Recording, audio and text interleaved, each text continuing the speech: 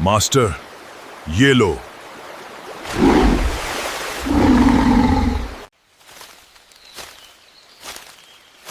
Yellow master.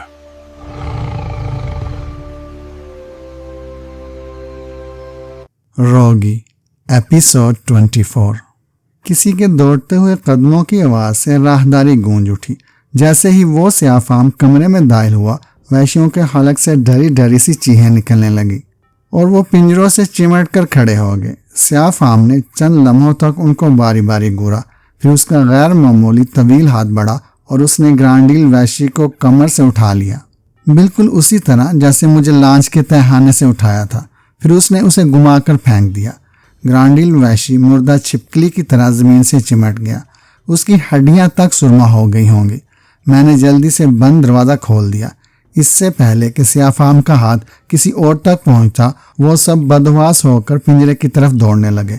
फिर उन्होंने सलाहों के पीछे जाकर ही दम लिया। मैरीन अब तक खुद पर काबू पा चुकी थी। उसके लिबास के जगह जगह से चीथड़े उड़ गए थे, लेकिन उसने एक खुला घेरदार लिबास पहन रखा था, इसलिए वो फौरन ही अपनी बरहनगी को छुपाने में कामयाब हो गई। स्याफाम अब उसकी तरफ इस्तहफामिया निगाहों से देख रहा था। मैरीन के होंठों में हरकत पैदा हुई। वो खामोश जुबान से उसे कुछ कह रही थी। चंद लम्हों तक स्याफाम उसकी बातें सुनता रहा। फिर उसने अस्पात में सर हिलाया और छिपकली की तरह चिपटी लाश जमीन से उठाकर कंधे पर डालता हुआ जल्दी से बाहर चला गया।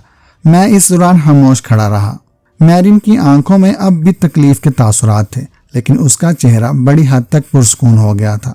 फर्श पर खून के चंद धब्बे पड़े थे। उन्हें मैरीन ने अपने जूते से मसल दिया। तलवों में लगी हुई मिट्टी ने उन निशानात को मिटा दिया। अब सिर्फ वही शख्स जंगले के पास पड़ा था जिसकी खोपड़ी सलाहों से टकराकर चटक गई थी। स्याफाम जल्द ही वापस आ गया। उसने जंगले के करीब पड़ी हुई लाश की तरफ देखा। उसकी आंखों में एक बार उलझन के आसार पैदा हुए। फिर उसने पलटकर मैरीन की तरफ देखा। उसके होंठों ने बेआवाज़ हरकत की। मैरीन ने जवाबन अस्बात में सर हिला दिया। उसका तवील हाथ मेरे कंधे पर आकर रुक गया। उसकी आंखों में मेरे लिए पसंदीदगी के तासुरात थे। मैंने जवाबन उसका हाथ थपथपा दिया। उसने दूसरी लाश भी उठा ली। लाश लेकर वो कमरे से निकल गया तो मैं मैरीन की तरफ मुतवज्जा हुआ। अब क्या करना चाहिए, मैंने पूछा। इस हादसे ने तो मेरी समझ बूझ ही छीन ली है, उसने कांपती हुई आवाज़ में जवाब दिया। आवाज़ इतनी धीमी थी कि मैं बमुश्किल सुनने में कामयाब हुआ था। यूँ महसूस हुआ था जैसे वो मुझसे भी बिल्कुल उसी तरह बेआवाज़ गुफ्तगू कर रही हो जैसा कि कुछ देर कबल स्याफाम से बातें कर रही थी। मेरा ख्याल है कि अब हमें यहाँ से निकल जाना चाहिए, उसने कहा। तुमने क्या सोचा? क्या तुम मुझे वहाँ पहुँचा सकती हो जहाँ इस वक्त इन कैदियों को रखा गया है जो दरिंदों में तब्दील हो चुके हैं? मेरे जहन में उस शेर का चेहरा घूम रहा था जिसने जजीरे पर आते वक्त मुझ पर हमला किया था। उसके साथ ही साथ मेरे जहन में एक मंसूबा भी परवरिश पाने लगा था। इनके पिंजरे दूसरी सिमत हैं। क्या तुम आसानी से वहाँ जा सकती हो? क्यों नहीं, तो फिर चलो। अब मज़ीद ताख़ीर ख़तरनाक भी साबित हो सकती है। आखिर तुम इनमें से किसी एक को क्यों इस्तेमाल नहीं करते? ये नाक़िस और नकारा जहन के नए शिकार हैं। गालिबन इनमें बेशतर ने होशिंग को पहले कभी नहीं देखा होगा। ऐसे अफराद को इस्तेमाल करने का ख्याल ना जाने कैसे तुम्हारे जहन में आ गया था। मैंने कहा, ये लोग फ़िलहाल किसी भी काम के नहीं हैं। उसने खामोशी से इस बात में सर हिला दिया। मैं तो समझ रहा था कि यहाँ कोई मुहाफिज नहीं होगा, मैंने जूलिया की बात को याद करते हुए कहा, लेकिन यहाँ तो हर जगह कोई ना कोई मुहाफिज नज़र आ रहा है। मुझे हैरत थी कि मदाम जूलिया की मालूमात की नफ़ी क्यों हो रही है। मैरी ने गहरी निगाहों से मेरी तरफ देखा।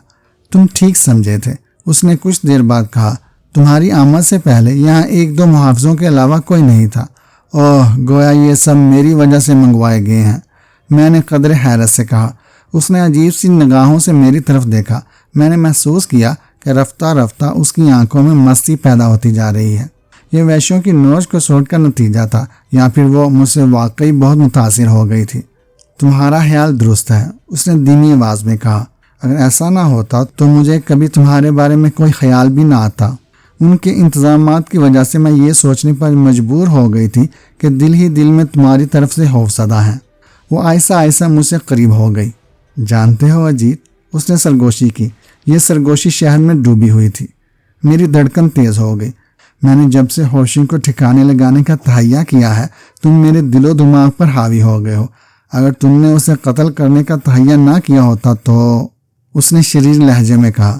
میں ایک وقت میں صرف ایک ہی کی محبت کی قائل ہوں، میرین نے جواب دیا، اور میرے دونوں ہاتھ تھام کر وہ میرے چہرے سے قریب تر ہوتی چلی گئی۔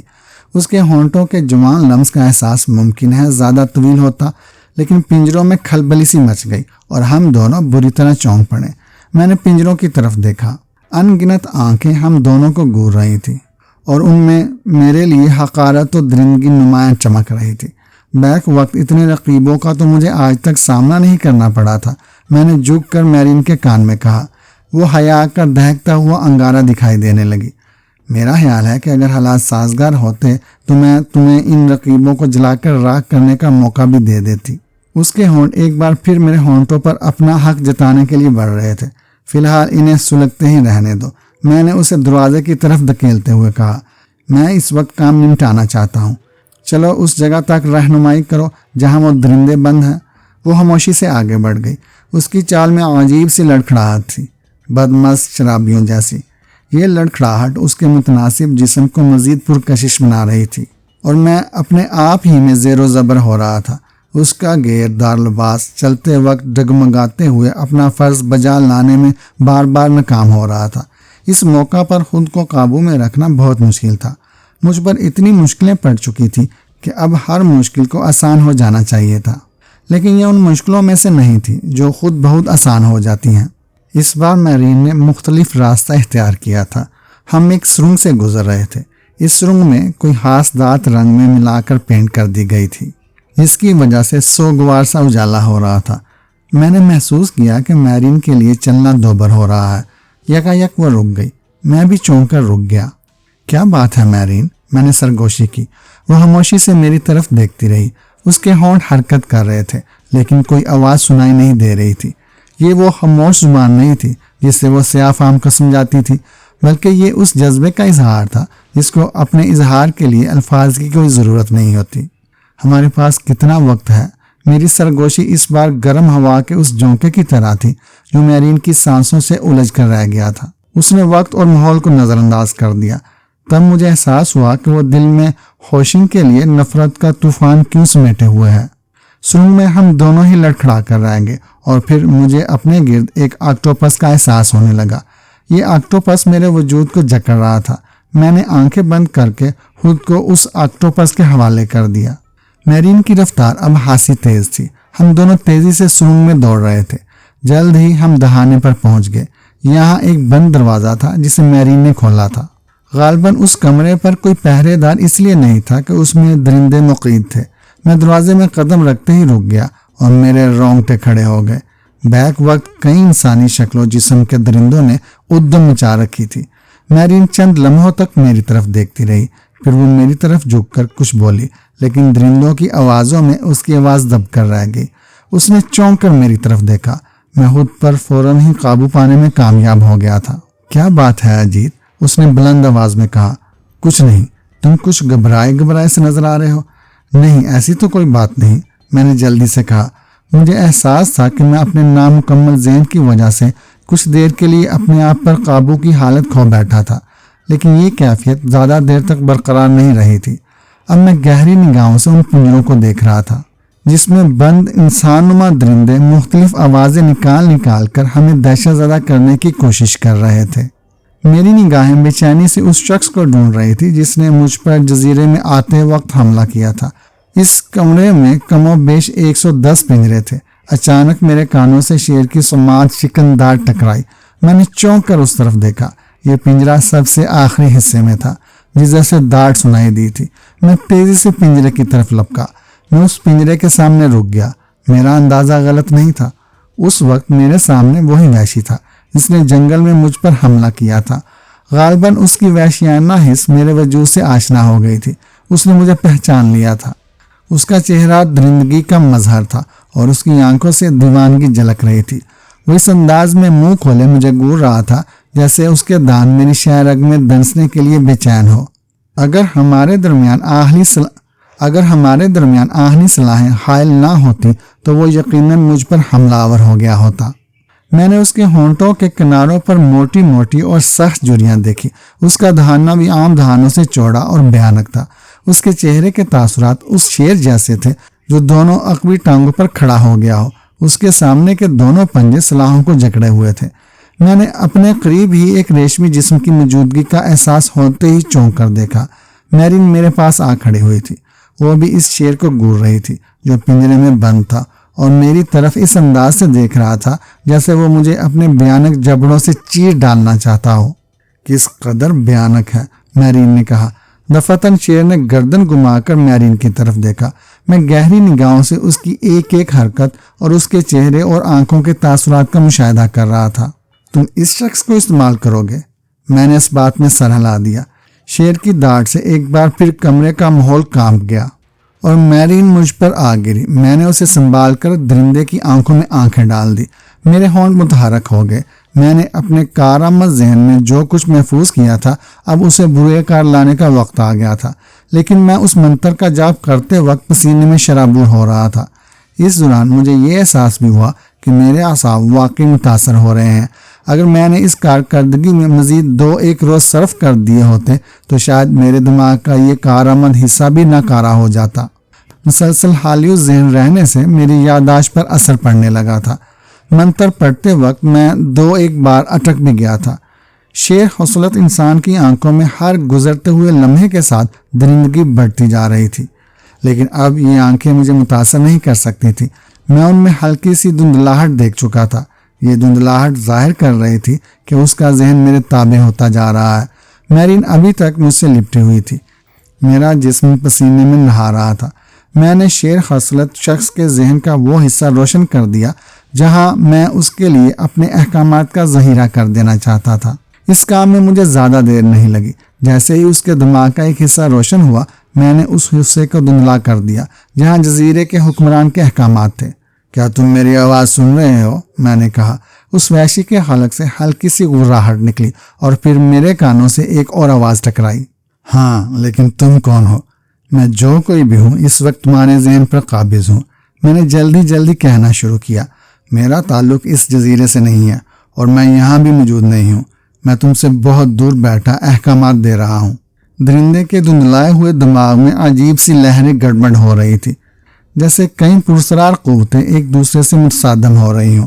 میں نے اس کے دماغ کے روشن اور اپنے لیے کارآمد حصے پر مزید دباؤ ڈالتے ہوئے کہا، تم میرے احکامات کی پابندی کرو گے؟ ہاں، لیکن کچھ نہیں، میں نے سخت لہجے میں کہا۔ اگر تم خیریت چاہتے ہو تو میرے احکامات پر عمل کرو، ورنہ تمہارا انجام بہت برا ہوگا۔ وحشی کا جسم کانپنے لگا۔ تمہارا نام کیا ہے؟ میں نے پوچھا۔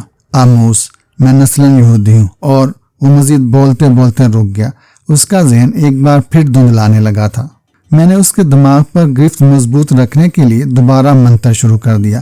مجھے اس کی داستان حیات سے کوئی دلچسپی نہیں تھی، اس لیے میں مقصد کی بات پر آ گیا۔ کیا تم ہوشنگ کو جانتے ہو؟ ہاں، میں اسے دیکھ چکا ہوں۔ وہ انسان نہیں، درندہ ہے۔ آموس نے نفرت سے کہا۔ اس نے میرے ساتھ بہت برا سلوک کیا ہے۔ اگر کبھی موقع ملا تو اس کی گردن مروڑ دوں گا۔ شاباش، میں نے کہا۔ میرا خوشی سے کوئی ٹھکانہ نہیں تھا۔ میں تمہیں یہ موقع فراہم کر دوں تو میں تمہارا احسان زندگی بھر نہیں بھولوں گا۔ ٹھیک ہے، میں تمہیں یہ موقع فراہم کرتا ہوں، میں نے جلدی سے کہا۔ اب تم غور سے میری بات سنو اور ہر بات پر منوعن عمل کرنے کا تہیہ کر لو۔ لیکن میں ذہنی طور پر بے بس ہوں، آموس نے بے چارگی سے کہا۔ میری سمجھ میں کچھ نہیں آ رہا ہے۔ میں حیران ہوں کہ تمہاری ذہن کو آزاد چھوڑ دو اور اس پر ہیجان طاری نہ کرو، میں نے تہمکانہ لہجے میں کہا۔ میرے احکامات تمہارے ذہن میں محفوظ رہیں گے، تم صرف ذہنی مدافعت ختم کر دو۔ میں ایسا ہی کروں گا۔ اپنے ذہن کو اندیشوں سے پاک کر کے صرف انتقام کے بارے میں سوچتے رہو۔ تمہیں ہر خوف و خطر سے بے نیاز ہو کر ہوشنگ کی رہائش گاہ میں داخل ہونا ہے۔ کیا تم نے وہ جگہ دیکھی ہے؟ جب میں اس جزیرے پر آیا تھا تو ایک بار میں نے اسے ایک سرخ مکان سے نکلتے دیکھا تھا۔ یہ کمرہ غالباً تاریک حصے کے قریب ہے۔ میں نے میرین کی طرف دیکھا جو اس وقت پھٹی پھٹی آنکھوں سے کبھی مجھے اور کبھی آموس کو گور رہی تھی۔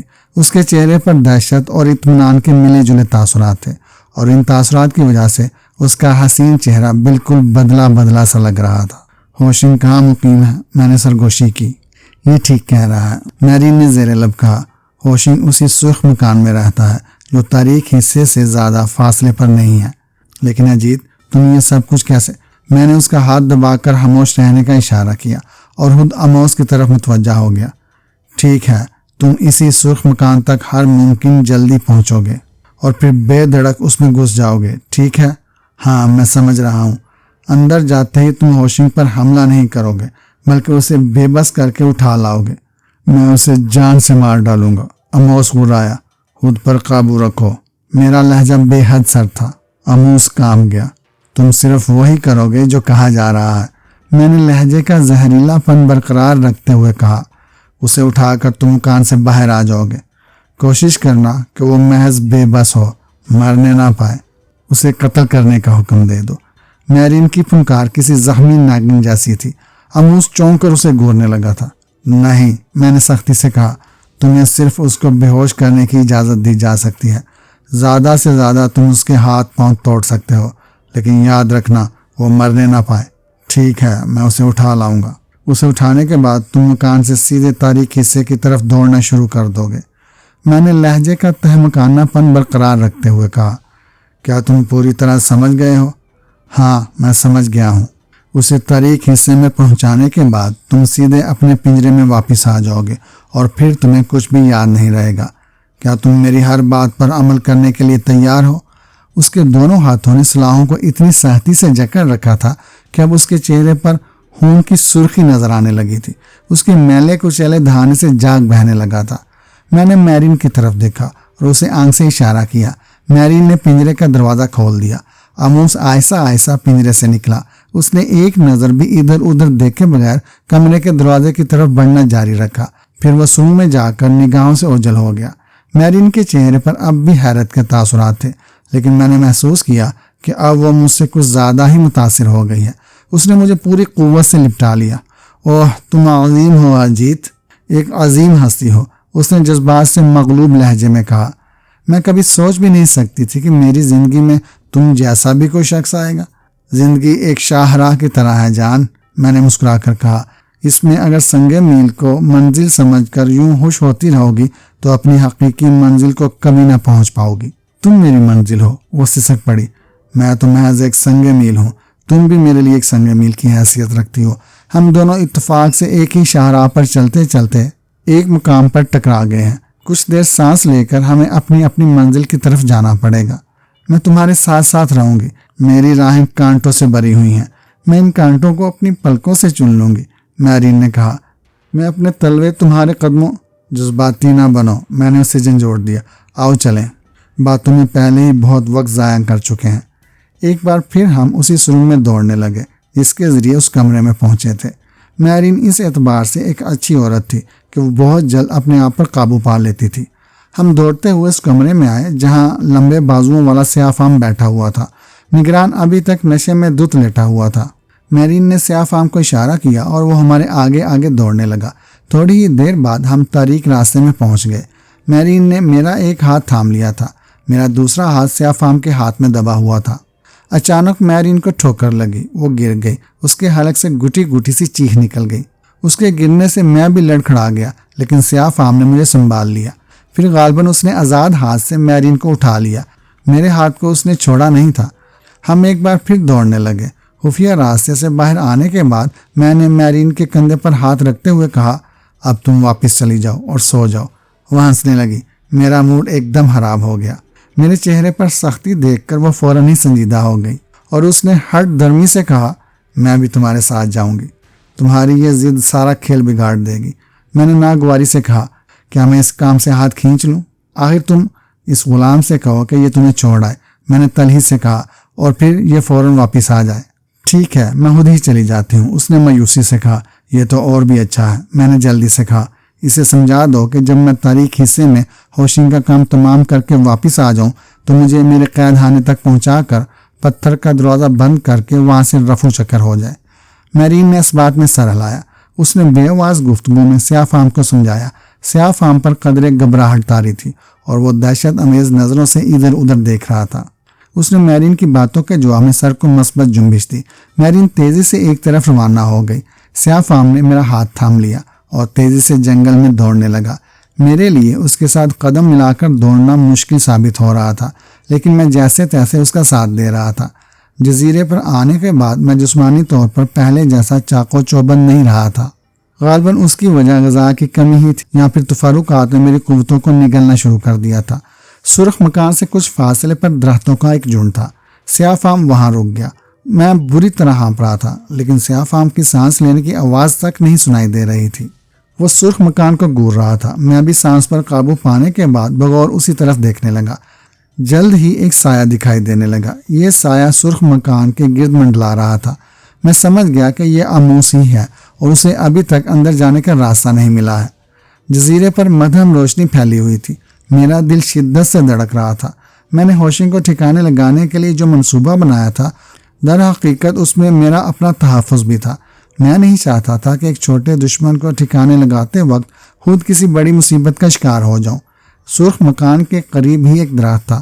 میں نے آموس کے ہیولے کو اس کی آڑ میں غائب ہوتے دیکھا۔ پھر وہ ایک لمحے کے لیے چھت پر نظر آیا۔ وہ جس قدر پھرتی سے درخت پر ہوتا ہوا چھت تک پہنچ گیا تھا، یہ کوئی معمولی کام نہیں تھا، بلکہ عام آدمی تو اس کا تصور بھی نہیں کر سکتا۔ خود میں اس سے نبرد آزما ہو چکا تھا، اس لیے مجھے اس کی طاقت کا اندازہ تھا۔ یوں محسوس ہوتا تھا جیسے کوئی جنگلی درندہ ہے جو غصے اور انتقام سے اندھا ہو کر ادھر ادھر حرکت کر رہا ہو۔ فوراً ہی ایک کھڑکی ٹوٹنے کا دھماکہ ہوا۔ میں نے سیاہ فام کا کندھا تھپ تھپایا۔ ہم دونوں تیزی سے تاریک حصے کی طرف دوڑنے لگے۔ نیم اجالے میں مجھے سیاہ فام کی آنکھوں سے جانگتی ہوئی دہشت نظر آنے لگی تھی۔ غالباً وہ جزیرے کے تاریک حصے کی طرف جانے سے خوفزدہ تھا، لیکن وہ رکا نہیں، مسلسل دوڑتا رہا۔ میں نے کھڑکی ٹوٹنے کا دھماکہ سنتے ہی ایک سائے کو دیکھ لیا تھا، اور اس سائے پر لدے ہوئے بوجھ کو دیکھ کر مجھے یقین ہو چکا تھا کہ آموس نے ہوشنگ کو اغوا کر لیا ہے۔ تاریک حصے تک ہم سب ایک ساتھ ہی پہنچے تھے۔ کیا یہ زندہ ہے؟ میں نے آموس سے پوچھا۔ ہاں، میں نے صرف اس کی زبان 1 انچ کے قریب چبا ڈالی ہے، آموس نے جواب دیا۔ غالباً 2-3 پسلیاں بھی ٹوٹ گئی ہیں۔ وہاں ایک لڑکی تھی، وہ البتہ اب زندہ نہیں ہے۔ ٹھیک ہے، اب تم اسے یہیں اتار دو، میں نے حکم دیا۔ آموس نے اسے زمین پر دے مارا۔ ہوشنگ کے منہ سے خون بہہ رہا تھا اور وہ اپنی قوت سے اٹھنے کے قابل نہیں رہا تھا۔ غالباً اس میں بیٹھنے کی بھی سکت نہیں رہ گئی تھی۔ تم اب واپس جاؤ، میں نے کہا اور سیاہ فام کو ساتھ جانے کا اشارہ کیا۔ وہ اسے لے کر فوراً ہی روانہ ہو گیا۔ دونوں تیزی سے دوڑ رہے تھے۔ جزیرے پر اب ٹھنڈک کا احساس ہونے لگا تھا۔ جلد ہی وہ دونوں میری نگاہوں سے اوجھل ہو گئے۔ سیاہ فام کے ذمہ یہ کام تھا کہ وہ آموس کو اس کے پنجرے میں بند کر کے سیدھا میرے پاس آ جائے اور پھر یہاں سے مجھے میرے قید خانے تک پہنچا کر واپس چلا جائے۔ میں نے جھک کر ہوشنگ کی طرف دیکھا۔ اس کی آنکھوں میں تکلیف کے گہرے سائے تھے، لیکن ان کی اوٹ سے اس کی دلی نفرت جھانک رہی تھی۔ وہ ذبح ہونے والے بکرے کی طرح بول رہا تھا۔ کٹی ہوئی زبان کی وجہ سے سمجھ نہیں آ رہا تھا کہ وہ کیا کہہ رہا ہے۔ ممکن ہے وہ مجھ سے رحم کی بھیک مانگ رہا ہو، لیکن میرا دل رحم کے جذبے سے عاری ہو چکا تھا۔ پھر اس شخص کے لیے رحم کی کیا گنجائش ہو سکتی ہے جس کے آباء و اجداد تک رحم کے نام سے ناواقف رہے ہوں؟ میں نے اس کی پسلیوں میں ایک ٹھوکر رسید کی۔ اس کے حلق سے بلند ہونے والی چیخ دل دوز تھی، لیکن میں نے دوسری ٹھوکر مار کر اسے تاریک حصے کی سرحد پر پھینک دیا۔ اس نے ٹوٹی ہوئی پسلیوں کے باوجود اس حصے سے بچنے کے لیے چھلانگ لگائی، لیکن میں پہلے سے محتاط تھا۔ میں نے ایک اور ٹھوکر اس کے جبڑے پر ماری۔ شدید غصے کی لہر نے میرے پورے وجود کو نگل لیا، اور پھر مجھے اتنا ہی یاد ہے کہ میں نے ٹھوکریں اور گونسے مار مار کر ہوشنگ کو ناقابل شناخت بنا دیا تھا۔ مجھے احساس ہوا کہ بہت دیر ہو چکی ہے۔ میں فوراً ہی ہوش میں آ گیا۔ ہوشنگ خون میں لت پت ہو چکا تھا اور ان گنت ضربوں سے اس کے جسم پر ان گنت زخم بن گئے تھے۔ وہ زخموں سے چور چور اس قابل بھی نہیں تھا کہ کراہ سکتا۔ وہ اس جزیرے کا بتاج بادشاہ تھا، لیکن اس وقت میرے سامنے اس کی آخری چند سانسیں شمار کرنے کے قابل بھی نہیں رہ گیا تھا۔ میرا جسم میٹھی میٹھی تکان میں جکڑا ہوا تھا اور انتقام کی آگ سرد ہونے سے خوشی پسینے کی بوندیں بن بن کر میرے جسم کے ہر مسام سے پھوٹ رہی تھی۔ کاش میں اس کا عبرتناک انجام ان لوگوں کو بھی دکھا سکتا جو ہوشنگ کے ہاتھوں زندگی کی خوشیوں سے محروم ہو گئے تھے اور جنہیں ہر لمحے اس سے انتقام لینے کے علاوہ کچھ نہ سوچتا تھا، لیکن وہ اس سے انتقام نہیں لے سکے تھے کیونکہ ہوشنگ نے انہیں بے دست و پا کر رکھا تھا۔ خون میں بھیگی ہوئی ہڈیوں اور گوشت کے اس ڈھیر کا نام ہوشنگ تھا۔ خونی نقش و نگار میرے انتقام کی ہولناک داستان سنا رہے تھے۔ میں نے جھک کر اس کی گردن پر ہاتھ ڈال دیا جو ایک طرف ڈھلکتی جا رہی تھی۔ میں نے جو منصوبہ بنایا تھا اس میں مجھے پوری کامیابی ہوئی تھی۔ اب صرف گوشت کے ڈھیر کو ٹھکانے لگانا باقی تھا، اور اس کے لیے میں نے بہت پہلے ایک ترکیب سوچ لی تھی۔ صرف 2 قدم کے فاصلے پر تاریک حصہ تھا، وہی تاریک حصہ جس میں آدم حور رہتے تھے۔ چند ٹھوکروں سے ہوشنگ کو ان کی حدود میں پھینکنا کوئی مشکل کام نہیں تھا، اور ایک بار اس تاریکی میں جانے کے بعد وہ ان گنت آدم خوروں کے معدے میں اتر سکتا تھا۔ گردن سے پکڑ کر میں نے اسے اٹھانے کی کوشش کی۔ تاریکی میں میرے بازو اس کے بے ترتیب جسم کو سنبھالنے کے قابل نہیں رہ گئے تھے، لیکن میں نے ایک زوردار ٹھوکر ماری۔ اس کا جسم تاریک حصے کی طرف لڑک گیا۔ دوسری ٹھوکر نے اسے تاریک حصے سے اس قدر قریب پہنچا دیا کہ اس کے دونوں ہاتھ تاریکی میں غائب ہو گئے اور باقی دھڑ ابھی روشن حصے میں تھا۔ تیسری ٹھوکر کے ساتھ ہی میں ابھی تاریک حصے میں پہنچ چکا تھا اور ہوشنگ میرے سامنے ایک ڈھیر کی طرح پڑا ہوا تھا۔ اس کے خد و خال اب مجھے دکھائی نہیں دے رہے تھے۔ میرے کان سرسراہٹوں پر لگے ہوئے تھے۔ آدم ہور غالباً ہر وقت کسی نہ کسی کی آمد کے منتظر رہتے تھے۔ جیسے ہی ہم دونوں تاریک حصے میں پہنچے تھے، اندھیرے میں ڈوبی ہوئی جھاڑیوں میں کھلبلی سی مچ گئی۔ یوں محسوس ہوتا تھا جیسے سینکڑوں بھیڑیے جھاڑیوں سے نکل کر ہر طرف دوڑ پڑے ہوں۔ شاہوں کے ٹوٹنے کی آوازیں بڑی بھیانک تھی۔ پھر دوڑتے ہوئے قدموں کی آہٹوں سے دل دہل رہا تھا۔ میں تیزی سے روشن حصے کی طرف دوڑا۔ ہوشنگ کا انجام اب دیکھا نہیں جا سکتا تھا۔ میں روشن حصے میں کھڑا آوازیں سن رہا تھا۔ یہ آوازیں میرے ذہن میں منظر اجاگر کر رہی تھی۔ سب سے پہلے تو یوں محسوس ہوا جیسے کئی بھوکے بھیڑیوں کو مدتوں بعد من پسند شکار ہاتھ آ گیا ہو۔ پھر حلق میں گونجتی ہوئی غراٹوں نے آزاد ہو کر یہ ظاہر کیا کہ آدم ہوروں نے ہوشنگ کے خون میں لت پت جسم کی ضیافت شروع کر دی ہے۔ چھینا جپٹی اور ہڈیوں کی کڑکڑاہٹ، دبے دبے جوش اور چبانے کی بھیانک چپڑ چپڑ میری سماعت سے ٹکرا رہی تھی۔ میں نے آنکھیں بند کر لی۔ یہ ہنگامہ 10 منٹ میں ختم ہو گیا۔ ناقابل فہم زبان میں ان گنت آدمیوں کے بولنے کی آوازیں ابھر رہی تھی۔ میں پسینے سے شرابور وہیں کھڑا ان آوازوں کو سن رہا تھا۔ جلد ہی یہ آوازیں بھی ختم ہو گئی۔ حفیف سی آواز بھی سنائی نہیں دے رہی تھی۔ مجھے تو یوں لگ رہا تھا جیسے میں اس جزیرے پر تنہا متنفس ہوں۔ میرے علاوہ کسی پرندے کا وجود بھی احساس نہیں ہوتا تھا۔ خاموشی میں گھٹن تھی۔ یہاں میں خود اس بھاگ دوڑ کی وجہ سے بے پناہ تھک گیا تھا، اور اب مجھے سانس لینے میں بھی دشواری ہو رہی تھی۔ میری نگاہ اس سمت میں لگی ہوئی تھی جدھر سے سیاہ فام کو واپس آنا تھا۔ اس کا دور دور تک کہیں نام و نشان تک نہیں دکھائی دے رہا تھا۔ میں اسی سمت گھومتا رہا۔ اموس کی درندگی سے میں فائدہ اٹھانا چاہتا تھا تو ہوشنگ کو اسی سرخ مکان میں ٹھکانے لگوا سکتا تھا۔ اموس اس کا نرخرا چبا ڈالتا، لیکن میں نہ صرف ہوشنگ کے خون سے اپنے انتقام کی پیاس بجھانا چاہتا تھا، بلکہ میری خواہش یہ بھی تھی کہ اس کی لاش کو غائب کر دیا جائے۔ میں اپنے مقصد میں کامیاب ہو گیا تھا۔ ہوشنگ کی لاش اگر جزیرے میں دفن ہوتی تو اسے تلاش کرنا لکشمن داس کے لیے مشکل نہیں تھا۔ وہ پلک جھپکتے ہی اس کی لاش کو ڈھونڈ نکالتا، اور لاش کو دیکھ کر یہ معلوم کرنا اس کے بائیں ہاتھ کا کام تھا کہ اسے کس نے قتل کیا ہے۔ لیکن اب ہوشنگ کو دنیا کی کوئی قوت تلاش نہیں کر سکتی تھی۔ آدم اوروں کے میدوں سے اس کے ہضم ہوتے ہوئے وجود کو ڈھونڈ نکالنا آسان نہیں تھا۔ پھر میں نے آموز کو اپنی قوتوں کا زیر اثر جو ہدایت دی تھی ان میں بھی ایک مصلحت پوشیدہ تھی۔ مجھے یقین تھا کہ ہوشنگ کے سرخ مکان پر پڑنے والی فوٹوگرافک ریز آموز کو بے نقاب کر دیں گی، اور لکشمن داس کے لیے اس حد تک پہنچنا معمولی بات ہوگی۔ لیکن جب وہ اس کے ذہن کو ٹٹولے گا تو میرا پیغام اسے الجھن میں ڈال دے گا۔ اس کا ذہن میری طرف جائے گا ضرور، لیکن آموز کے دماغ سے جب یہ معلوم ہوگا کہ احکامات دینے والا کہیں دور بیٹھا ہوا تھا تو اس کا ذہن فوراً ایک ہی شخصیت کی طرف بھٹک جائے گا، اور یہ شخصیت تھی ہینری مارتھر۔ ہینری مارتھر کو ان سب نے مل کر عضو معطل بنا رکھا تھا۔ لکشمن داس کو جب ہوشنگ کی لاش ملے گی تو وہ اور زیادہ الجھ جائے گا۔ جزیرے سے کسی کی روانگی کی اطلاع اسے نہیں ملے گی، اور آدم ہوروں کی طرف اس کا خیال بھی نہیں، اور آدم ہوروں کی طرف اس کا دھیان بھی نہیں جا سکتا۔ ایسے میں سوائے ہینری مارتھر کے وہ کسی اور کو ہوشنگ کی گمشدگی کا ذمہ دار قرار نہیں دے گا۔ اور در حقیقت میں چاہتا بھی یہی تھا، یعنی ایک تیر اور اس ایک تیر سے 2 عدد شکار۔ رفتہ رفتہ میری بے چینی بڑھتی جا رہی تھی۔ تاریخ حصہ بھی خاموش ہو چکا تھا۔ میں سیاہ فام کا انتظار کر رہا تھا جسے آموز کو اس کے پنجرے تک پہنچا کر واپس آنا تھا، اور پھر مجھے قید خانے میں لے جا کر بند کر دینا تھا۔ آموز کے دماغ پر میں نے جو عمل کیا تھا وہ عارضی تھا۔ مجھے یقین تھا کہ اب تک وہ اپنے سابقہ حالت میں پہنچ چکا ہوگا، اور میری شکل و صورت بھی اس کے ذہن سے محو ہو چکی ہوگی۔ اب اس کے لاشعور میں صرف وہ باتیں رہ گئی تھیں جنہیں کوئی بھی ساحر جب چاہتا معلوم کر سکتا تھا۔ آموس اب پہلے جیسا درندہ بن گیا ہوگا۔ دفعتاً مجھے کسی کے دوڑتے ہوئے قدموں کی آہٹ سنائی دی۔ میں چونک پڑا۔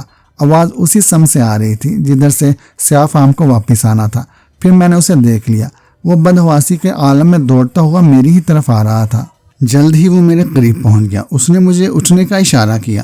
میں نے اٹھنے کی کوشش کی، لیکن پہلی کوشش میں مجھے کامیابی نہیں ہوئی۔ میں بے پناہ تھک چکا تھا اور میرا جوڑ دکھ رہا تھا۔ درد کی ان ٹیسوں سے بے چین ہو کر میں کراہ اٹھا۔ سیاہ فام نے اپنا طویل بازو بڑھا کر مجھے سہارا دیا۔ میں اٹھ کھڑا ہوا۔ وہ ابھی تک متوخش تھا اور ادھر ادھر دیکھ رہا تھا۔ ہوشنگ کو کہیں نہ پا کر وہ غالباً سمجھ گیا تھا کہ میں نے اسے انجام تک پہنچا دیا ہے، لیکن وہ کسی اور چیز سے خوفزدہ تھا۔ میں نے اشارے سے پریشانی کی وجہ دریافت کی۔ اس نے بے چینی سے ہاتھ لہرا کر مجھے ہر ممکن تیز رفتاری سے چلنے کا اشارہ کیا۔ میں نے رفتار تیز کر دی، لیکن میرے پاؤں من بھر کے ہو رہے تھے۔ اچانک وہی کچھ ہو گیا جس کا غالباً سیاہ فام کو پہلے سے احساس ہو گیا تھا، اور وہ گھبراہٹ میں مجھے بتانے سے قاصر تھا۔ جزیرے کی فضا میں تیز سیٹی کی آواز گونج اٹھی۔ اس سیٹی کے فوراً بعد مجھے یوں محسوس ہوا جیسے کروڑوں بدروحوں نے ایک ساتھ چیخنا شروع کر دیا ہو۔ اس کے ساتھ ہی روشنی میں تیزی آتی چلی گئی۔ سیاہ فام دوڑنے لگا۔ میں نے بھی سب کچھ بھول کر دوڑنا چاہا، لیکن میری ٹانگیں جواب دے گئی تھی۔ میں لڑکھڑا کر گر گیا۔ سیاہ فام نے جلدی سے جھک کر مجھے اٹھا لیا اور ایک طرف دوڑنے لگا۔ میں نے آنکھیں بند کر لیں۔ روشنی ہر لمحے تیز ہوتی جا رہی تھی اور سیٹی کی آواز اب کانوں کے پردوں کو پھاڑنے کی حد تک تیز ہو گئی تھی۔ سیاہ فام پسینے میں شرابور تھا اور وہ مجھے میرے قید خانے تک پہنچانے کے لیے ہر ممکن تیزی سے دوڑ رہا تھا۔ میں نے ذہن کو خیالات سے عاری کر دیا اور آنکھیں بند رکھی۔ ہوشنگ کی گمشدگی کا غالباً پتہ چل چکا تھا اور جزیرے میں پھیلنے والی یہ روشنی ظاہر کر رہی تھی کہ جلد ہی انتہائی خطرناک صورتحال سامنے آنے والی ہے۔ جزیرہ روشن ہو گیا اور سیاہ فام یوں دوڑتا رہا جیسے موت اس کے تعاقب میں ہو۔ یہ ایک خوفناک مرحلہ تھا۔ مجھے اس بات کی ہرگز توقع نہیں تھی کہ جزیرہ کسی وقت یوں اچانک روشن بھی ہو جائے گا۔ میں زندگی کے سب سے انوکھے اور ناقابل یقین دور سے گزر رہا تھا۔ اگرچہ میری ٹانگوں میں جان نہیں رہی تھی، لیکن سیاہ فام بے حد مضبوط اور توانا تھا۔ اس کی غیر معمولی توانائی کا اندازہ اس بات سے بآسانی لگایا جا سکتا ہے کہ وہ مجھے اپنے کندھوں پر اٹھائے ہوئے تھا اور یوں دوڑ رہا تھا جیسے میں کوئی وزنی نوجوان نہیں بلکہ گڑیا ہوں۔ روشنی ہر لمحے تیز ہوتی جا رہی تھی۔ میں سیاہ فام کے کندھوں پر تھا اور اس کے دوڑنے سے میرے اعصابی نظام کو جو دھچکے پہنچ رہے تھے، ان کی وجہ سے اپنے ذہن کو سنبھالنا میرے لیے دشوار ہوتا جا رہا تھا۔ سیٹی کی آواز بھی اعصاب شکن تھی۔ میرے کانوں کے پردے اس آواز سے یوں متاثر ہو رہے تھے جیسے کسی بھی لمحے وہ پھٹ جائیں گے۔ سیاہ فام کے کندھوں میں ہونے کی وجہ سے میں کانوں میں انگلیاں بھی نہیں ٹھونس سکتا تھا۔ سیاہ فام ہر ممکن تیز رفتاری سے دوڑ رہا تھا اور وہ مجھے جلد از جلد میرے ٹھکانے تک پہنچا دینا چاہتا تھا۔ راستہ کسی طرح ختم ہونے میں نہیں آ رہا تھا۔ میں نے اپنے ذہن کو خیالات سے عاری رکھنے کی پوری کوشش کی تھی اور اس میں کسی حد تک کامیاب بھی رہا تھا۔ راستہ شیطان کی آن ثابت ہو رہا تھا۔ میری آنکھیں سختی سے بند تھیں۔ ایک اسی طرح میں اپنے ذہن کو خیالات سے عاری رکھ سکتا تھا۔ ٹیلی پیتھک ریز کی وجہ سے میں بے حد خوفزدہ تھا۔ اگر یہ بات میرے علم میں آ چکی تھی کہ ان شعاؤں کی وجہ سے میرے ذہن میں آئی ہر بات میرے دشمنوں تک پہنچ جائے گی اور ان باتوں کا ان تک پہنچنا ظاہر کر دیتا کہ میں نے اپنے ذہن کو جس حد تک متاثر ظاہر کیا تھا وہ محض ایک ڈھونگ ہے، ایسی صورت میں میرے لیے لامتناہی تکلیفوں کا سلسلہ شروع ہو جاتا اور میں ان تکلیفوں کو سہنے کا ہرگز متحمل نہیں ہو سکتا تھا، کیونکہ میں جلد از جلد اس صورتحال سے نجات حاصل کر کے خوفناک جزیرے سے نکل جانا چاہتا تھا۔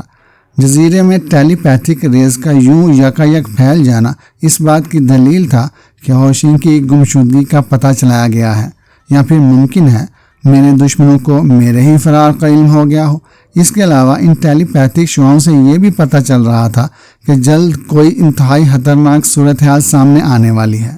سیاہ فام دوڑتا رہا۔ اس کے انداز سے تھکن ظاہر نہیں ہو رہی تھی اور نہ ہی ابھی تک اس نے میرے بوجھ تلے کسی بے چینی کا اظہار کیا تھا۔ وہ کسی میں کان کی انسان کی طرح دوڑ رہا تھا۔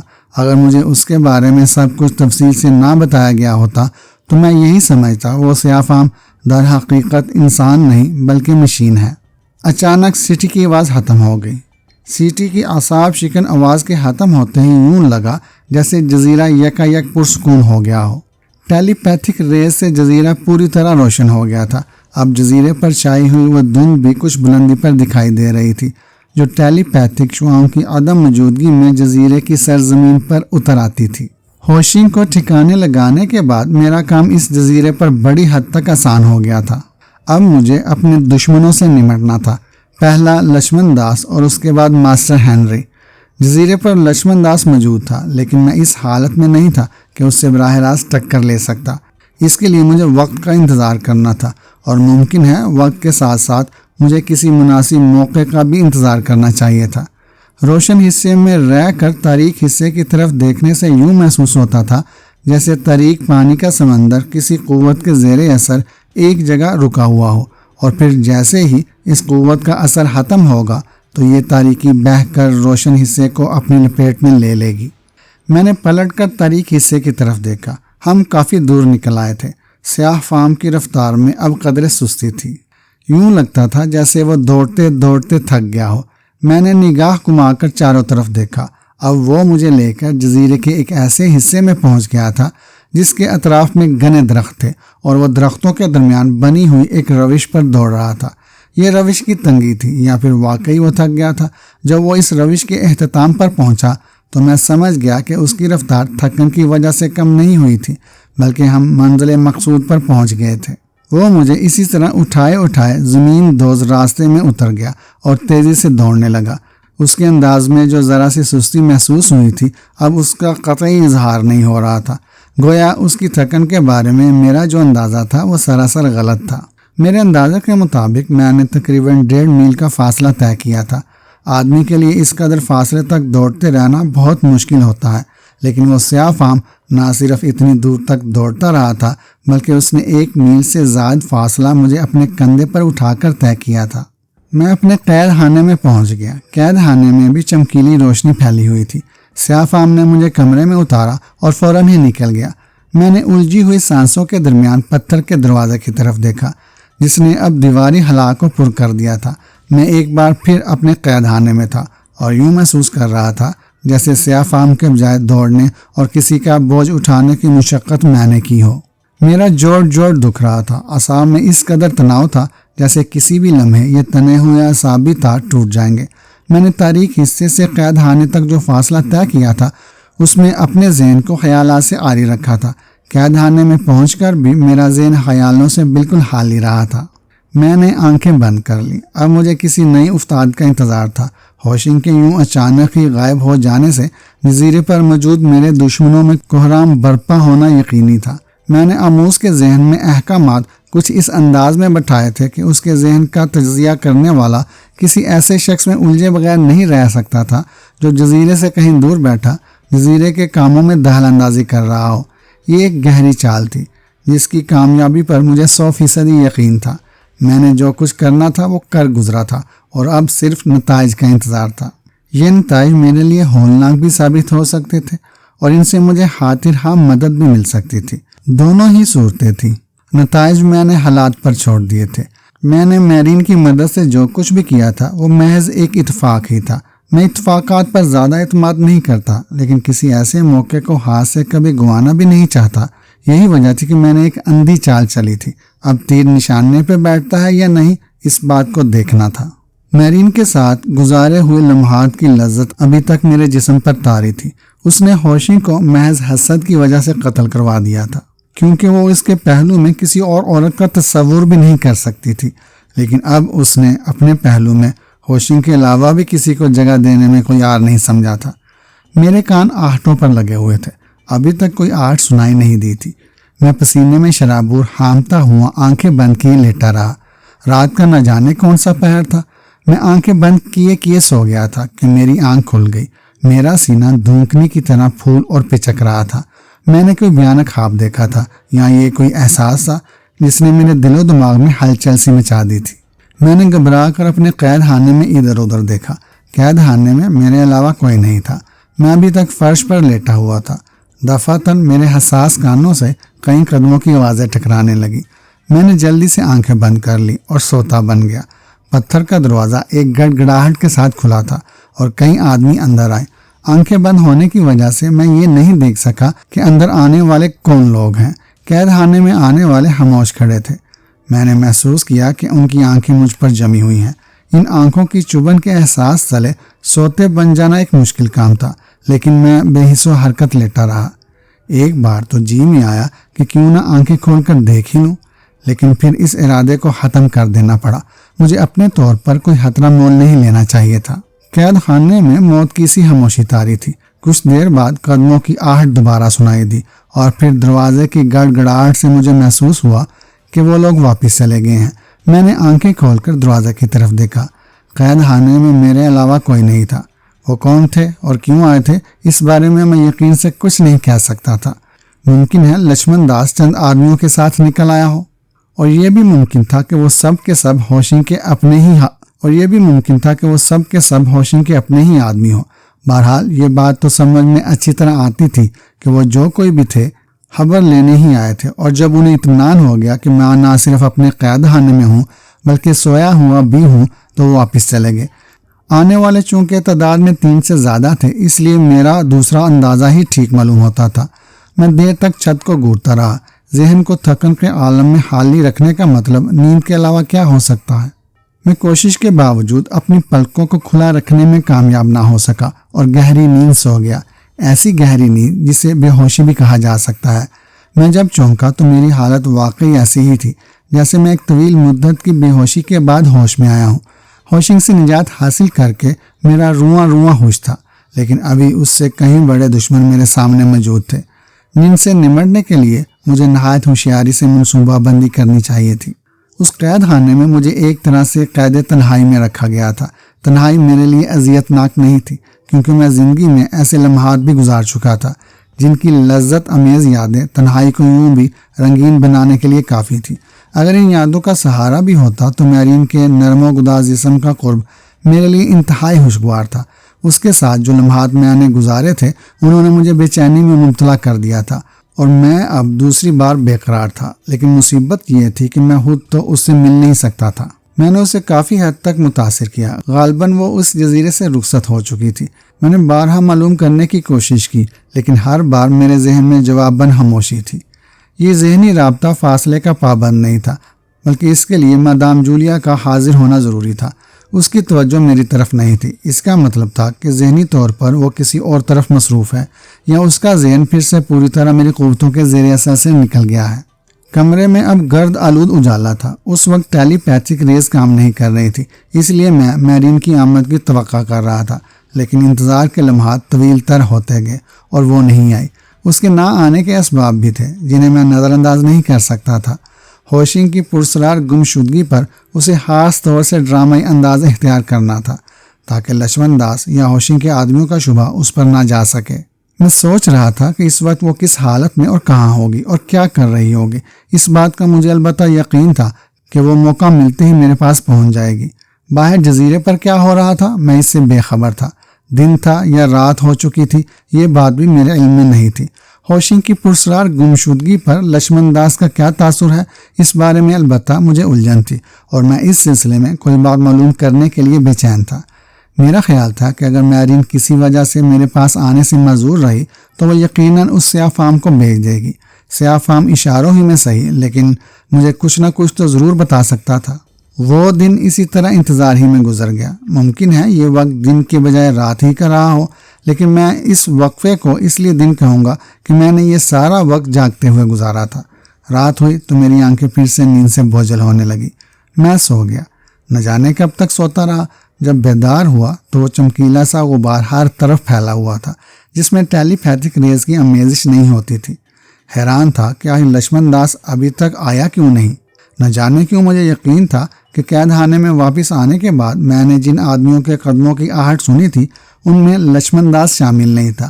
غالباً اس یقین کی ایک وجہ یہ ہے کہ لکشمن داس اگر میرے پاس آتا تو وہ کبھی خاموش نہیں رہ سکتا تھا، وہ اپنی پرسرار قوتیں ضرور آزماتا۔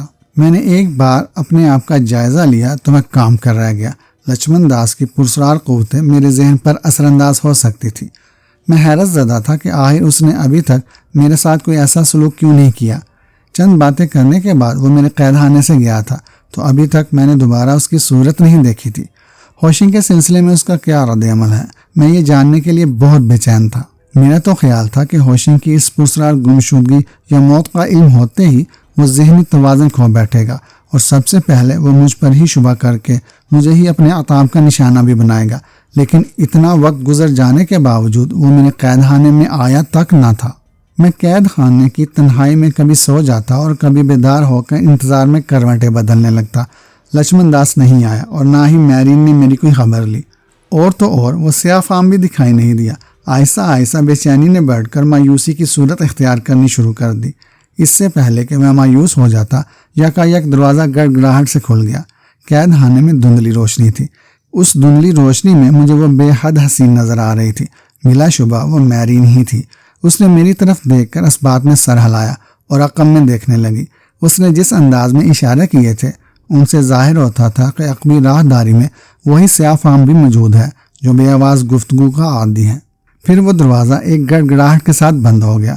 دروازہ بند ہوتے ہی میرین میری طرف یوں کھینچائی جیسے وہ لوہے کا کوئی معمولی سا ذرہ ہو۔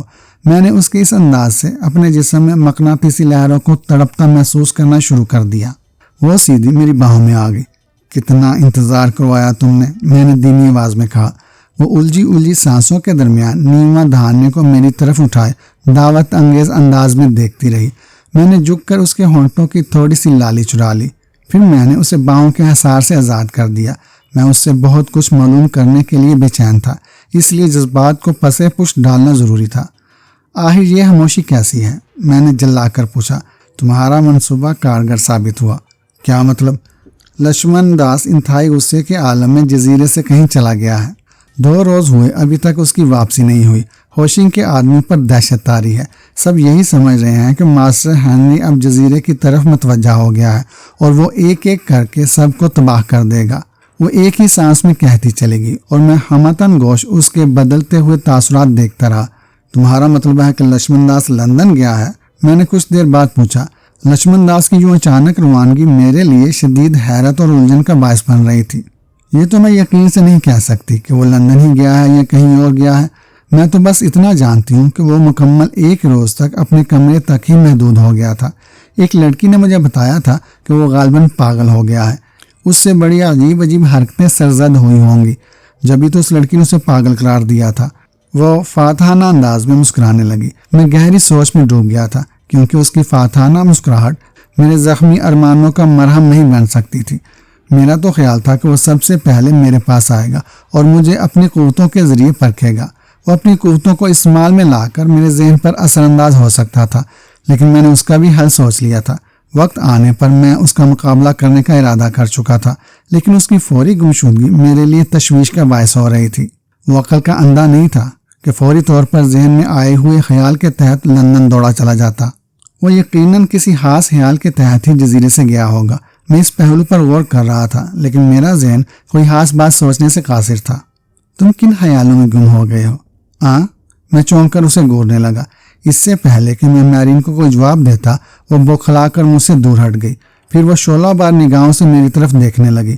میں اس کے چہرے پر چھائی ہوئی دیوانگی کو دیکھ کر لمحہ بھر کے لیے تو حیرت زدہ رہ گیا۔ پھر میرے کانوں سے باریک قدموں کی آہٹ ٹکرانے لگی۔ کوئی میرے قید خانے کی طرف آ رہا تھا۔ میرین کی آنکھوں میں اور چہرے پر دیوانگی کے جو تاثرات تھے، انہیں اداکاری پر محمول نہیں کیا جا سکتا تھا۔ اس نے بڑھ کر میرے دائیں رخسار پر ایک زوردار تمانچہ رسید کیا۔ اس تھپڑ کی آواز اتنی بلند تھی کہ کھلنے والے دروازے کی گڑگڑاہٹ میں بھی سنائی دے گئی ہوگی، کیونکہ قید خانے میں داخل ہونے والا شخص ہم پر نگاہ پڑتے ہی ٹھٹک کر رہ گیا تھا، اور وہ حیرت اور خوف سے کبھی مجھے اور کبھی میرین کو دیکھ رہا تھا۔ میں نے فوراً اپنے ذہن کو خیالات سے عاری کر دیا، کیونکہ اسی لمحے میری کوٹری میں وہ پرسرار روشنی پھیلنا شروع ہو گئی تھی، جس میں خیالات کی آواز لہروں کی طرح سفر کرتے ہیں۔ میں پلکیں جھپکائے بغیر دروازے میں کھڑے ہوئے شخص کو دیکھ رہا تھا۔ اس شخص کو میں پہلے بھی دیکھ چکا تھا، کیونکہ یہ لچمن داس اور ہوشنگ کے ساتھ پہلے بھی میری کوٹری میں آ چکا تھا۔ اس کے پیچھے 3 سیاہ فام تھے۔ ان میں غیر معمولی لمبے بازوؤں والا سیاہ فام شامل نہیں تھا۔ غالباً اسے اتنی مہلت ہی نہیں ملی تھی کہ وہ ہمیں ان لوگوں کی آمد سے مطلع کر سکتا، اس لیے وہ خاموشی سے الگ ہو گیا ہوگا۔ میں نے میرین کی طرف دیکھا۔ بلا شبہ اس کے انداز میں حقیقت ہی حقیقت نظر آ رہی تھی۔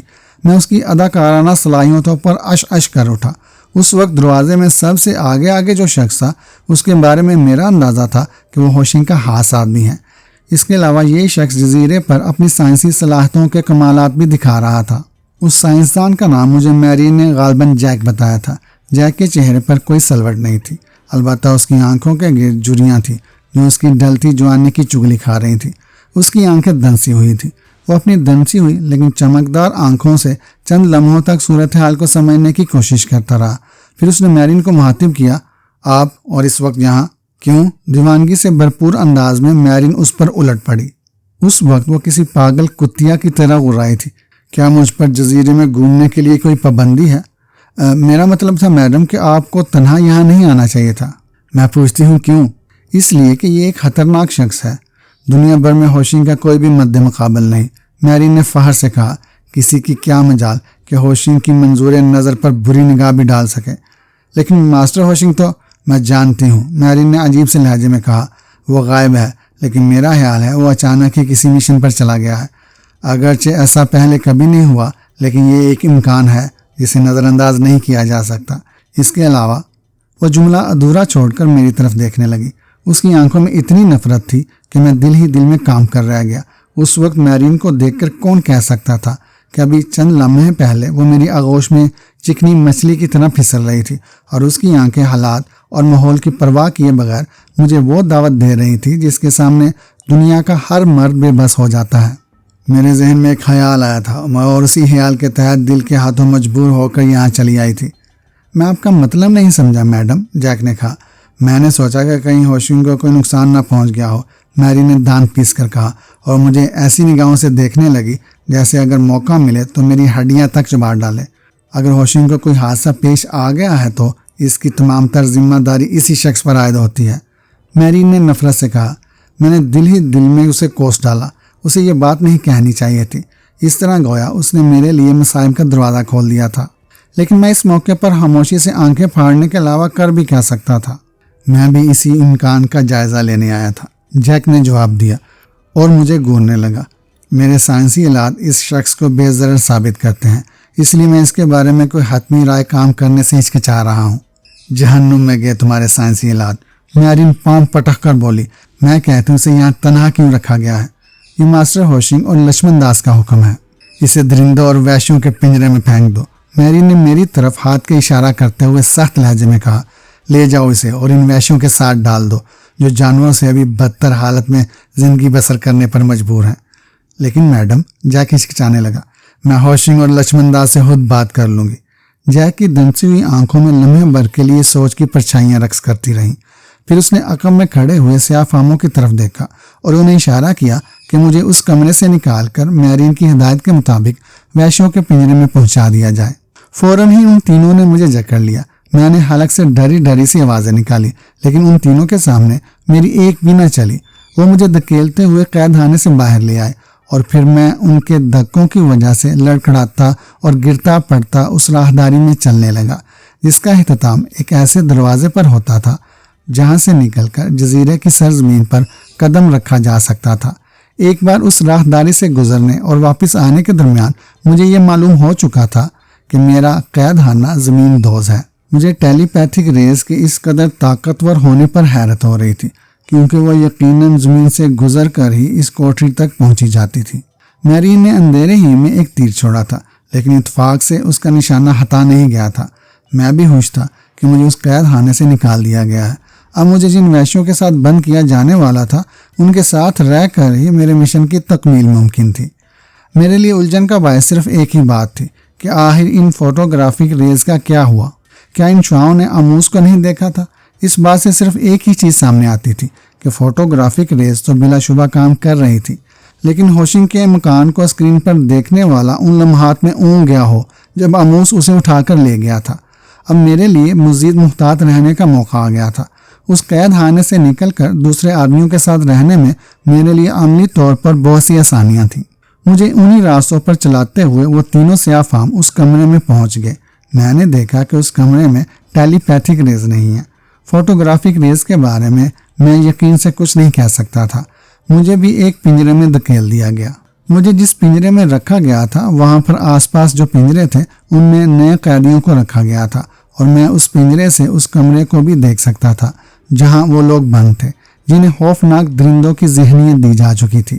میں جب پنجرے میں داخل ہوا تو ان وحشیوں کو دیکھ کر ایک لمحے کے لیے میں خوفزدہ ہو گیا، کیونکہ سب ہی مجھے ہونہار نگاہوں سے گور رہے تھے۔ اگر میری ذہنی حالت درست ہوتی تو یہ گھبراہٹ ایک لمحے کے لیے بھی میرے ذہن پر طاری نہ ہوتی، کیونکہ میں اپنے دماغ کا بیشتر حصہ طریق ہوتے ہوئے بھی ان لوگوں سے بہتر تھا۔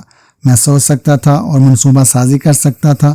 مجھ میں قوت عمل اور قوت فیصلہ موجود تھی، جبکہ وہ سب کے سب وحشی اور عقل و دانی سے عاری تھے۔ مجھے ایک الگ تھلگ پنجرے میں بند کر دیا گیا تھا۔ ملحقہ پنجرے میں 4 وحشی تھے۔ اسی طرح چند پنجروں میں 4 یا 5 وحشی تھے، اور بعض پنجروں میں تو ان کی تعداد اندازہ نہیں لگایا جا سکتا تھا، کیونکہ انہیں ان پنجروں میں بری طرح ٹھونس دیا گیا تھا۔ اس میں بھی ممکن ہے کہ کوئی مصلحت رہی ہو۔ میں نے دیکھا کہ اس کمرے کا کوئی نگران نہیں ہے۔ ان پنجروں کی نگرانی کی ضرورت بھی نہیں تھی، کیونکہ قریبی کمرے میں وہ خونخوار آدمی بند تھے جن کے خلق سے بار بار عجیب سی آوازیں نکل رہی تھی، اور ان کی وجہ سے ماحول کانپ رہا تھا۔ میں نے دیکھا کہ میرے آس پاس جتنے بھی پنجرے ہیں ان میں بند تمام آدمیوں کی آنکھوں میں دہشت کے مستقبل تاثرات منجمد ہیں۔ گزشتہ رات جب میں میرین کے ساتھ آیا تھا تو مجھے جس کمرے میں لے جایا گیا تھا وہ کمرہ اس سے قدرے مختلف تھا۔ میں ابھی تک یہ اندازہ نہیں لگا سکا تھا کہ یہ کتنے تہہ خانے ہیں اور ان تہہ خانوں میں کتنے آدمی بے بسی سے زندگی گزار رہے ہیں۔ پہلے جب میں وحشیوں کے کمرے میں آیا تھا تو وہاں ایک نگران بھی تھا۔ اس نگران کو غالباً کسی اور جگہ منتقل کر دیا گیا تھا۔ چند تبدیلیاں ضرور رونما ہوئی تھیں، لیکن میں ابھی تک کچھ بھی نہیں سمجھ پایا تھا۔ مجھے اس کمرے میں بند کر دیا گیا۔ میں نے دیکھا کہ سیاہ فاموں نے اس پنجرے کا دروازہ بس باہر سے بند کر دیا ہے، اسے مقفل نہیں کیا تھا۔ مجھے چھوڑ کر وہ تینوں سیاہ فام چلے گئے۔ میں نے آس پاس کا جائزہ لیا۔ سب وحشی مجھے گور رہے تھے۔ سائنسدان نے میرین کی بات مان کر مجھے یہاں بھجوا دیا تھا، اور میں دل ہی دل میں خوش تھا کہ یہاں آنے کے بعد بڑی حد تک آزاد ہو گیا ہوں۔ ایک تو ٹیلی پیتھک ریس سے میرا پیچھا چھوٹ گیا تھا، دوسرے میری ذات ابھی تک شبے سے بالا تر تھی۔ خوشین کی پرسرار گمشدگی نے غالباً سب کو بوکھلاہٹ میں مبتلا کر دیا تھا، اور لچمن داس تک جزیرے سے چلا گیا تھا۔ ایسی حالت میں میرین میری ہر طرح سے مدد کر سکتی تھی، اور پھر وہی ہوا جس کے بارے میں سوچ رہا تھا۔ لمبے بازوؤں والا سیاہ فام آیا تو اس کے ہاتھوں پر ایک ٹرے تھی جس میں لذیذ کھانے تھے۔ میں نے بہت دنوں بعد ایسے کھانوں کی صورت دیکھی تھی، اس لیے میں نے خوب سیر ہو کر کھایا۔ اچھی غذا سے ذہن پر بیٹھے ہوئے غبار نے بھی ہلکا ہونا شروع کر دیا۔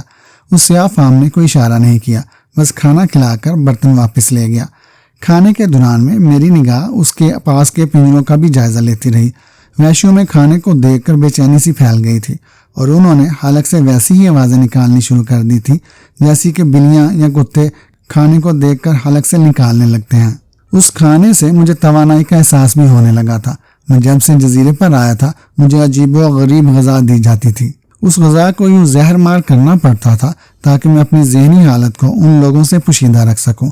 اس غذا کی وجہ سے مجھے جسمانی طور پر شدید نقاہت بھی محسوس ہونے لگی تھی۔ میرا خیال ہے اس غذا کی وجہ سے ہی سب قیدیوں کی ذہنی اور جسمانی حالت ابتدا میں ابتر بنائی جاتی ہوگی۔ لمبے بازوؤں والے سیاہ فام کے جانے کے بعد میں نے اپنے پنجرے سے نکلنے کا فیصلہ کر لیا۔ میں ایک بار اس زمین دوز قید خانے کا تفصیل سے جائزہ لینا چاہتا تھا۔ ابھی میں نے ہاتھ بڑھا کر پنجرے کا دروازہ باہر سے کھولنے کی کوشش ہی کی تھی کہ برابر کے ایک پنجرے میں بونچال سا آ گیا۔ میں چونک کر ادھر ادھر دیکھنے لگا۔ اس پنجرے میں موجود وحشی ایک دوسرے سے بھیڑ گئے تھے۔ مجھے یہ سمجھنے میں دیر نہ لگی کہ ان کے جھگڑے کی وجہ کیا ہے۔ میں اس زرد ٹکڑے کو دیکھنے لگا جو پنجرے کے فرش پر پڑا تھا، اور سب وحشی اسے حاصل کرنے کے لیے ایک دوسرے سے الجھ پڑے تھے۔ یہ ٹکڑا در حقیقت ایک گول سی چیز تھی، اور میں اپنے پنجرے سے یہ اندازہ نہیں لگا سکتا تھا کہ وہ کیا ہے۔ میں نے چند لمحوں تک ان وحشیوں کو ایک دوسرے سے الجھتے ہوئے دیکھا، پھر میرے لب متحرک ہو گئے۔ چند ہی سانتوں کے بعد وہ سب یوں رک گئے جیسے کسی انجانی قوت نے وہ ذرہ سی شے ان کے ذہنوں سے محو کر دی ہو اور ان کی خواہش کو کچل دیا ہو۔ وہ جگڑنا بھول گئے۔ میں نے سلاحوں میں سے ہاتھ نکال کر اپنے پنجرے کا دروازہ کھولا اور باہر آ گیا۔ میں حیران تھا کہ وہ زرد ٹکڑا کس چیز کا ہے اور وہاں کیسے پہنچ گیا ہے۔ میں نے اس پنجرے کے قریب جا کر سلاحوں میں ہاتھ ڈالا اور اسے اٹھا لیا۔ یہ دانت کا ایک گول ٹکڑا تھا۔ اگر یہ زرد اور چمکدار دانت سونا دکھائی دیتی تھی، لیکن یہ سونا نہیں تھا۔ میں چند لمحوں تک اسے الٹ پلٹ کر دیکھتا رہا، پھر اسے دوبارہ پنجرے ہی میں پھینک دیا۔ دوسرے اور تیسرے پنجرے کا جائزہ لینے کے بعد میں نے دیکھا کہ ویسے ہی گول ٹکڑے ہر پنجرے میں موجود ہیں۔ وہ واپس اپنے پنجرے میں آیا تو اس میں بھی ایک ایسا ہی ٹکڑا موجود تھا۔ اس ٹکڑے کو میں پہلے دیکھنے میں کامیاب نہیں ہوا تھا، غالباً میں نے اس طرف توجہ ہی نہیں دی تھی۔ اس زرد ٹکڑے نے مجھے پریشانی میں مبتلا کر دیا۔ یہ بات تو اچھی طرح سمجھ میں آ رہی تھی کہ پنجرے میں اس ٹکڑے کی موجودگی بلا وجہ نہیں ہو سکتی۔ ابھی میں اپنے پنجرے سے باہر کھڑا اس ٹکڑے کے بارے میں غور ہی کر رہا تھا کہ اچانک میرے کانوں سے کسی کے قدموں کی آہٹ ٹکرانے لگی۔ میں نے جلدی سے پنجرے کا دروازہ کھولا اور اندر پہنچ کر اسے دوبارہ بند کر دیا۔ میں صلاحوں سے پشت لگا کر بیٹھ گیا۔ میری پشت اس دروازے کی طرف تھی جدھر سے میں نے آہٹیں سنی تھی۔ کوئی اس کمرے میں داخل ہوا۔ یہ کہانی ابھی جاری ہے۔